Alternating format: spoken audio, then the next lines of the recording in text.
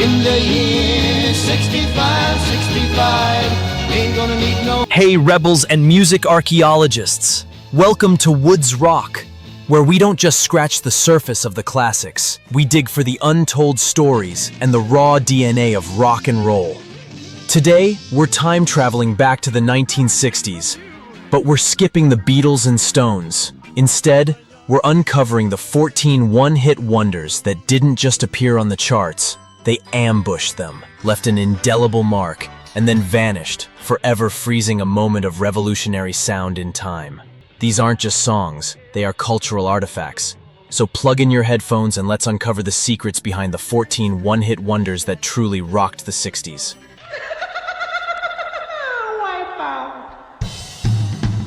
Wipeout, the Surfaris, 1963. It's 1963, and the California surf craze is in full swing.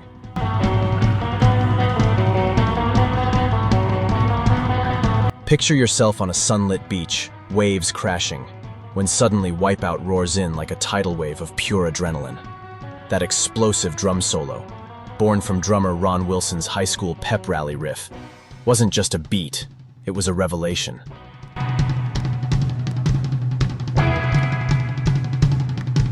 In fact, it became one of the very first extended drum breaks to anchor a hit single, turning the drum solo itself into the hook and inspiring countless kids to air drum on their textbooks.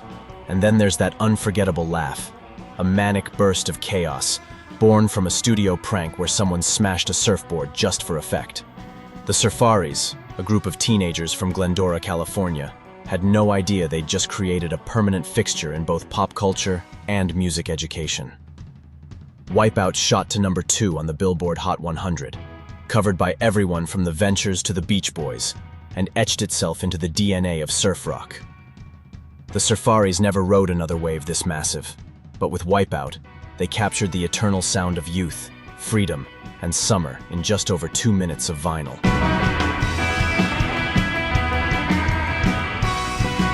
Uno, dos, 1, 2, 3, 4. Wooly Bully, Sham the Sham and the Pharaohs, 1965. It's 1965, deep in a sweaty Texas roadhouse, when Domingo Sam the Sham Samudio bursts in, turban on his head, grin wide as the horizon. His band, the Pharaohs, launch into Wooly Bully, and suddenly the whole joint is moving. On the surface, it's 3 minutes of wild, nonsense lyrics. Hattie told Maddie about a thing she saw. So suggestive, some radio stations actually banned it. But underneath the party anthem beats something deeper. A Tex-Mex rhythm pulled straight from the Mexican folk song Jarabe Tapatio, fused with raw garage rock grit. Samudio wasn't just clowning around. He was a former carnival barker and seminary student who knew how to command a crowd. With its irresistible groove, Wooly Bully climbed to number 2 on the Billboard Hot 100. Holding its own against the Beatles and the Stones while sparking a worldwide dance craze. The Pharaohs never bottled lightning like this again, but Wooly Bully endures as both a carefree garage rock party and a sneaky act of cultural fusion. Proof that rock's boundaries were always meant to be broken.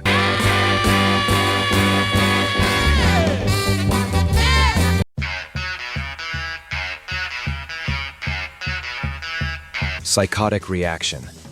Count 5, 1966.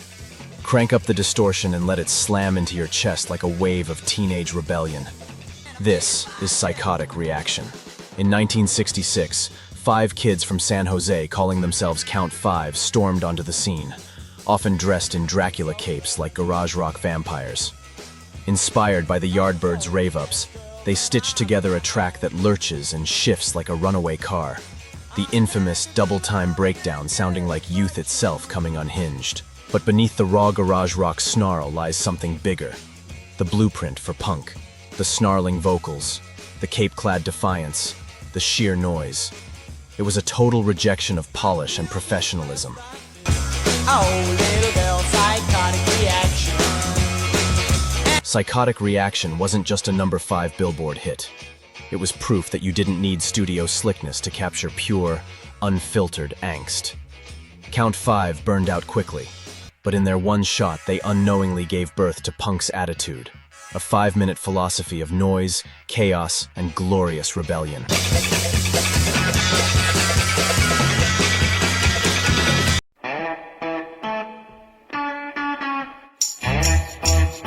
Dirty Water, The Standells, 1966. Boston, 1966. The city's got a chip on its shoulder, and Dirty Water became its gritty, unapologetic anthem. The twist? The Standells weren't even from Boston. They were a clean-cut LA band until producer Ed Cobb handed them this song about a city they barely knew. With its snarling riff and sly nod to the polluted Charles River, that dirty water. The track hit number 11 on the Billboard Hot 100 and captured a swagger that felt more real than reality. In that moment, the Standells became the garage band the song demanded, embodying the grit and attitude of Boston itself. Decades later, the Red Sox would claim it as their victory anthem, proof that sometimes the myth created by a song can outshine the actual artists behind it. The Standells never found another hit, but Dirty Water remains Boston's heartbeat. A one-hit wonder forged in LA, adopted by New England, and etched forever into rock and roll legend.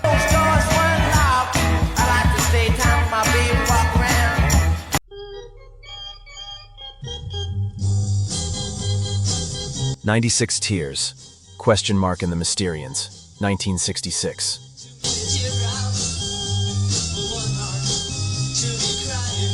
That Farfisa organ riff creeps in like a shadow, pulling you straight into a garage rock heartbreak that's both haunting and raw. 96 Tears, led by the enigmatic Question Mark, real name Rudy Martinez, though he often claimed he was from Mars, is more than just a spooky garage hit. With its hypnotic, minimalist groove, anchored by Frank Rodriguez Jr.'s organ riff, the song proved that less could truly be more.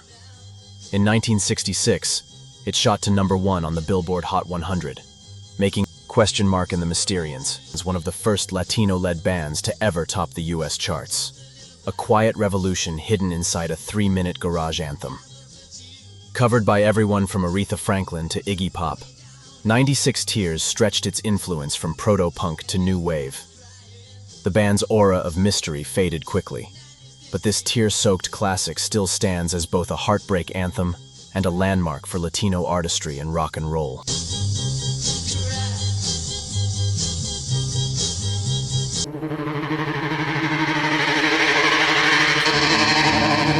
I Had Too Much to Dream Last Night, The Electric Prunes, 1966.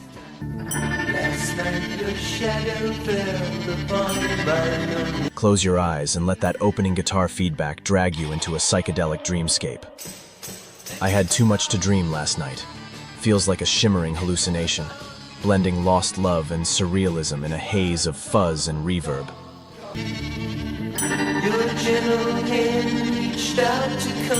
The Electric Prunes, named not by the band but as a goofy record label gimmick, worked with producer Dave Hassinger to push studio tricks to the edge. Backward guitar tracks, layers of distortion, and reverb-heavy textures. That iconic feedback intro? Total accident. Guitarist Ken Williams had leaned his guitar against his amp, and the producers ran with it. Yet sometimes accidents rewrite history.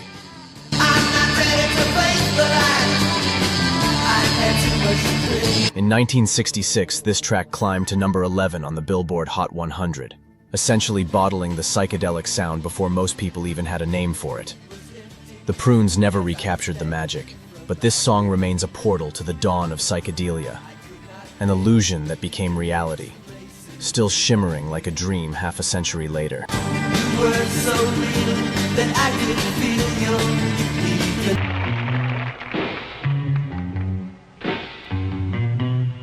Little Bit of Soul, The Music Explosion, 1967. Sometimes a song hits you like a burst of sunlight, and Little Bit of Soul is pure, unadulterated joy. This garage rock gem, born in the basements of Mansfield, Ohio, rides a riff so infectious it's impossible to sit still. In 1967, The Music Explosion, plucked from obscurity by producers Jerry Cassinetz and Jeff Katz, turned this cover of a 1965 track into a number 2 Billboard smash, outshining even the Beatles on some jukeboxes.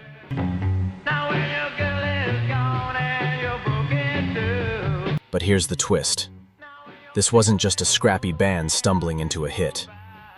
Castanets and Cats were masterminds of the emerging bubblegum pop machine, perfecting the formula of short, insanely catchy songs targeted straight at teenagers.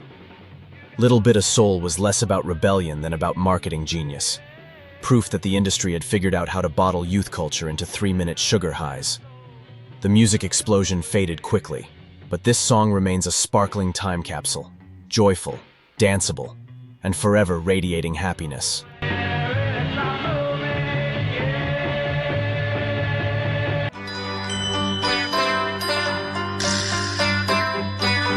Green Tambourine, The Lemon Pipers, 1967.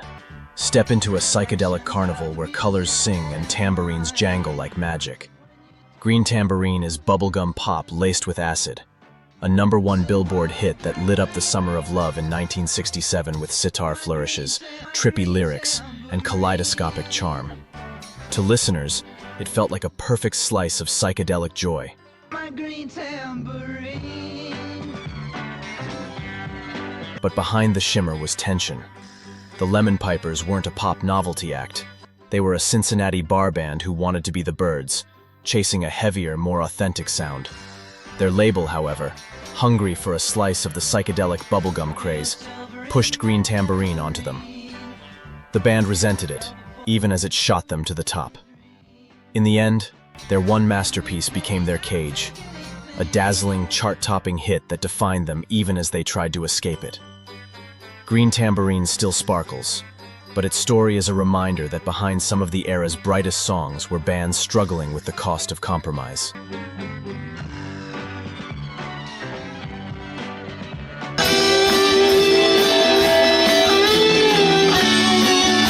Incense and Peppermints, Strawberry Alarm Clock, 1967. Light some incense, let the world fade, and fall into the swirling haze of incense and peppermints.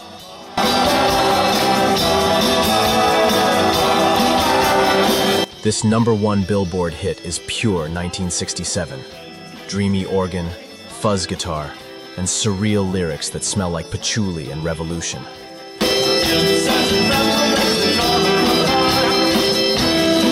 It became the defining anthem of the summer of love, a psychedelic trip pressed into vinyl. But the truth is stranger than the dream. The lyrics weren't even written by the band. They came from a session musician. And that iconic, otherworldly vocal? It wasn't a member of Strawberry Alarm Clock at all, but a 16-year-old friend named Greg Munford who just happened to be hanging around the studio. In many ways, the band became passengers on their own hit, swept up in a song that was bigger than them. Incense and Peppermints is both a time capsule and a paradox. The ultimate flower power anthem created almost by accident, proving that sometimes a hit can take on a life completely separate from its creators.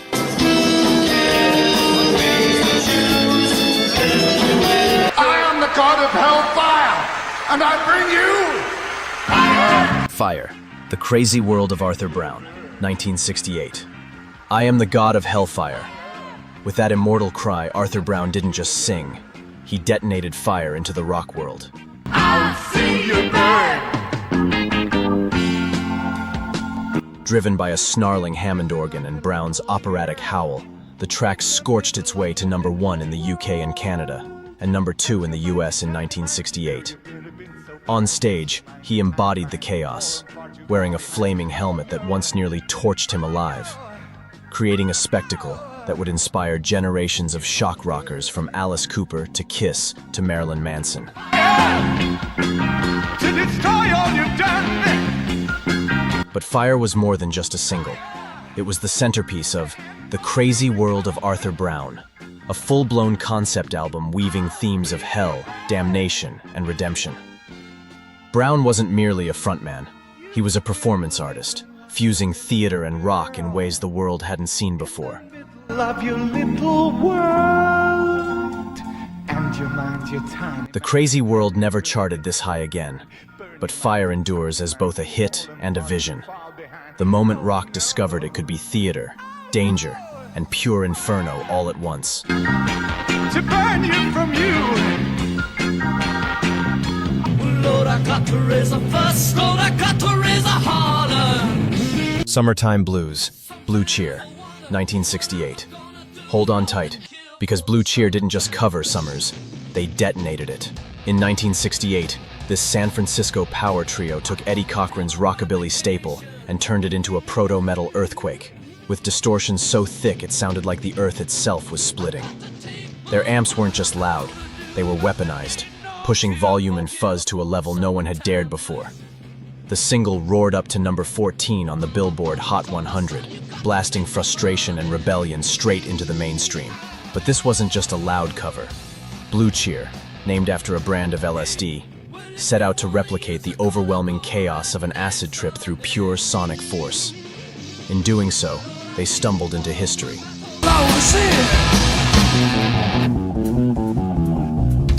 Many rock historians cite this track as the first true heavy metal recording to crash the top 20. While Sabbath and Deep Purple would go on to refine the genre, Blue Cheer's Summertime Blues was ground zero, the moment metal's DNA was written in distortion and fury. One hit, one seismic blast, and the birth of heavy metal. I think I take my problem to the United Nations.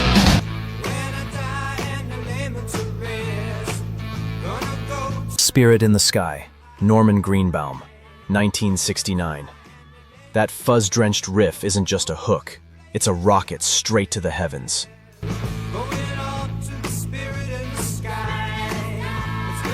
Spirit in the Sky, Norman Greenbaum's 1969 masterpiece, fused gospel fervor with garage rock grit and shot all the way to number 3 on the Billboard charts, selling over 2 million copies. Its booming handclaps, fuzz guitar, and soaring choir made it feel like a church revival held in outer space. But here's the twist. Greenbaun wasn't a gospel singer. He was a Jewish folk artist from Massachusetts, inspired not by Sunday service, but by seeing a gospel act on TV. Struck by the power of their delivery, he thought, why can't rock do that?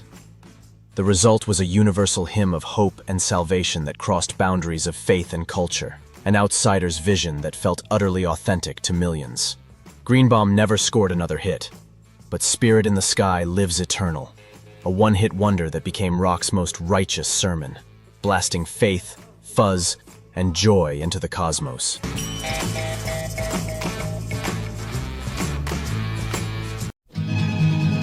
In the year 25. In the year 2525, Zager and Evans, 1969. When the summer of love faded into the sobering twilight of the decade, Zager and Evans looked not backward, but forward, centuries forward. In the year 2525, written by Rick Evans in a half-hour coffeehouse burst of inspiration, was less a song than a prophecy.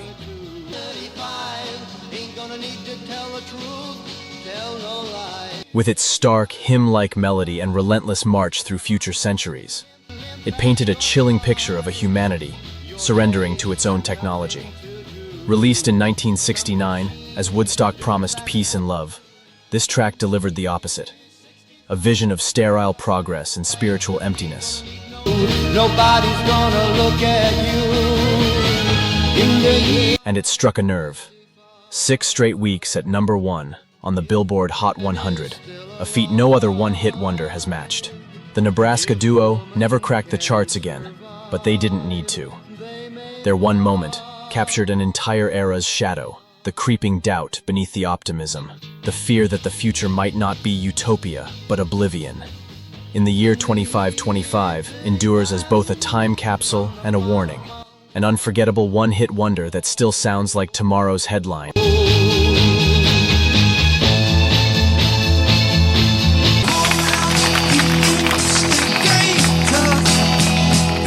Something in the Air, Thunderclap Newman, 1969.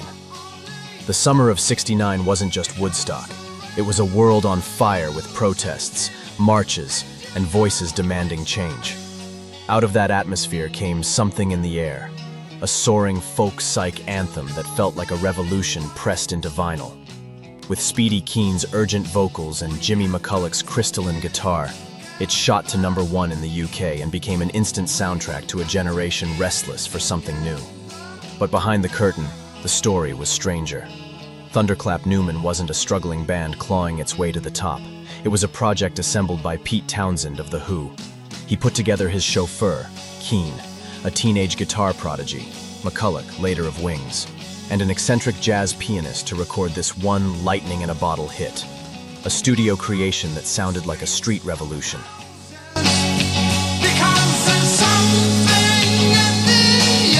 The band dissolved quickly, but the song never did. From film soundtracks like Almost Famous to protest playlists half a century later, Something in the Air remains a call to arms, a one-hit wonder that proved sometimes even a manufactured band can capture the very heartbeat of an era. These 14 one-hit wonders aren't just songs. They're the heartbeat of the 1960s, a decade that dared to challenge, love, and dream. Each band had one moment to shine, and they poured their souls into it, creating music that still makes us dance, think, and feel alive. The 60s were a revolution, and these songs were its soundtrack, raw, real, and eternal. So, which of these one-hit wonders is your favorite? Drop it in the comments below. Hit that like button if these tracks got your blood pumping, and subscribe to WoodsRock for more deep dives into the music that shaped our world. Keep the rock and roll spirit alive, and we'll see you in the next video.